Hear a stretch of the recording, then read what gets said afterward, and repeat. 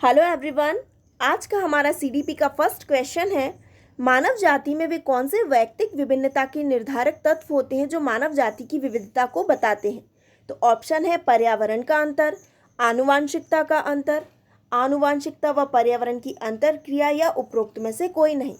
तो जब भी विविधता की बात होगी तो उसके लिए कौन कौन से कारक जिम्मेदार होते हैं, एक तो पर्यावरण और दूसरा आनुवांशिकता। तो दोनों की अंतरक्रिया जो है वो उसकी विविधता को निर्धारित करती है। तो हमारा जो आंसर होगा वो क्या होगा, सी, आनुवांशिकता व पर्यावरण की अंतरक्रिया। संक्षिप्त रूप पूछा है किसका, PSRN का, जो विकास से संबंधित है। तो इसको PSRN को आप सीधा सीधा लर्न कर सकते हैं। PS होता है प्रॉब्लम सॉल्विंग, R होता है रीजनिंग एंड न्यू होता है न्यूमेरेसी। तो आप इसको बिना कोई ऑप्शन देखे सीधा सीधा इसको लर्न कर सकते हैं। समस्या हल मतलब प्रॉब्लम सॉल्विंग, R तार्किकता मतलब रीजनिंग और आंकिक क्षमता या न्यूमेरेसी। नेक्स्ट हमारा क्वेश्चन है, वाइगोट्स्की ने बाल विकास के बारे में क्या कहा। ऑप्शन दिया है, यह संस्कृति के आनुवंशिकी के कारण होता है, यह सामाजिक अंतरक्रियाओं के कारण होता है, यह औपचारिक शिक्षा का उत्पाद होता है, यह समावेशन और समायोजन का परिणाम होता है। तो वाइगोट्स्की जो थे उन्होंने बाल विकास के बारे में या बाल विकास को लेकर समाज को महत्वपूर्ण माना। तो इसका जो आंसर होगा वो सामाजिक अंतरक्रियाओं के कारण होता है, यह होगा, मतलब बी वाला ऑप्शन सही होगा। यह आप ध्यान रख सकते हैं, वाइगोट्स्की सामाजिक अंतरक्रियाओं से जो थे संबंधित थे या समाज को इन्होंने महत्वपूर्ण माना। तो ये बिना कोई ऑप्शन देखे भी आप इजीली इसको सिलेक्ट कर सकते हैं। नेक्स्ट है हमारा क्वेश्चन, गार्डनर ने 7 बुद्धि का अधिमान निर्धारित किया, इनमें से कौन सा सही नहीं है।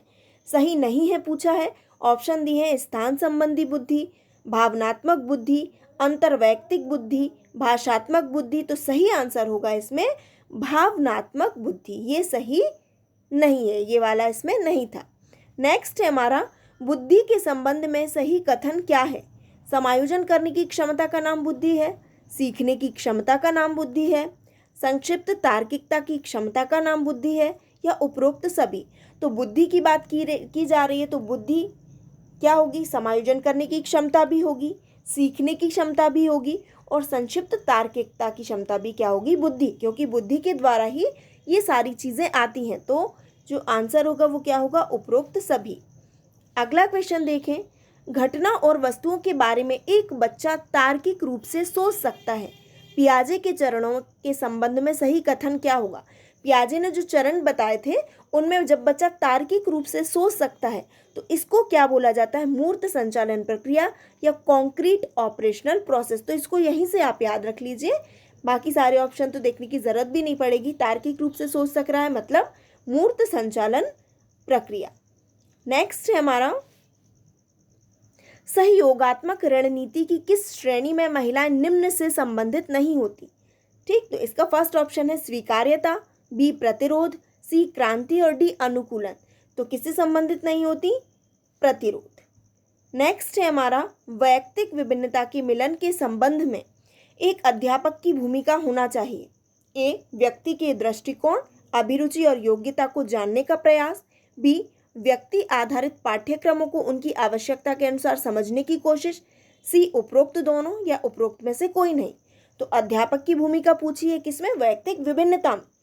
तो यहाँ पर जो ए ऑप्शन है, व्यक्ति के दृष्टिकोण, अभिरुचि और योग्यता को जानने का प्रयास, ये भी बिल्कुल सही ऑप्शन है। और बी जो दिया है, व्यक्ति आधारित पाठ्यक्रमों को उनकी आवश्यकता के अनुसार समझने की कोशिश, ये दोनों ही ऑप्शन यहाँ पर सही है। तो हमारा जो आंसर होगा वो क्या होगा, उपरोक्त दोनों। नेक्स्ट क्वेश्चन है हमारा, यदि एक बच्चे की मानसिक आयु 5 वर्ष है, वास्तविक आयु 4 वर्ष है, तो उस बच्चे की IQ क्या होगी। IQ पर क्वेश्चन आता ही है तो हमको इसका फॉर्मूला लर्न कर लेना है। मानसिक आयु होती है 5, यहाँ पर मानसिक आयु कितनी दी है, 5 वर्ष, वास्तविक आयु 4 वर्ष इंटू 100। आप 4 से इसको डिवाइड करेंगे तो कितना हो जाएगा, 25, और 25 इंटू 5 कितना हो जाएगा, 125। तो आंसर क्या होगा, 125। अब हम अगला क्वेश्चन देखते हैं, विद्यालयी क्षेत्र में रचनात्मक निर्धारकों को जानने के लिए इनमें से कौन सा उपागम नहीं है। रचनात्मक निर्धारक देखने, फॉर्मेटिव असेसमेंट की बात हो रही है, तो कौन सा नहीं होगा इसमें? फर्स्ट, वार्तालाप कौशल, बी, बहुविकल्पीय प्रश्न, सी, परियोजना कार्य, या डी, मौखिक प्रश्न। तो कौन सा नहीं होगा इसमें?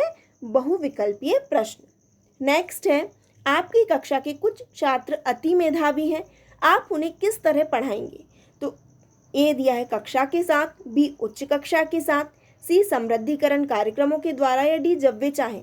तो आप इसको इजीली निकाल सकते हैं कि कक्षा के साथ तो वो पढ़ते ही हैं, तो ये ऑप्शन तो होगा नहीं, अति मेधावी छात्रों की बात हो रही है। उच्च कक्षा के साथ तो आप उनको पढ़ाएंगे नहीं, है ना।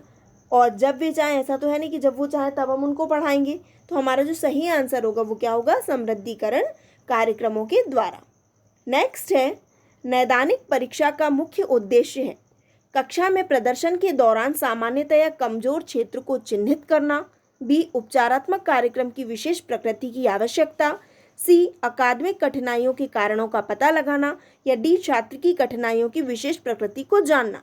तो नैदानिक परीक्षा का मुख्य उद्देश्य होता है जो कठिनाइयां आ रही हैं उनका पता लगाना। तो जो आंसर होगा वो क्या होगा? सी। अगला क्वेश्चन है, मनोविज्ञान शिक्षा का आधारभूत विज्ञान है, यह किसने कहा था? तो इसका जो सही आंसर होगा वो होगा स्किनर, बी।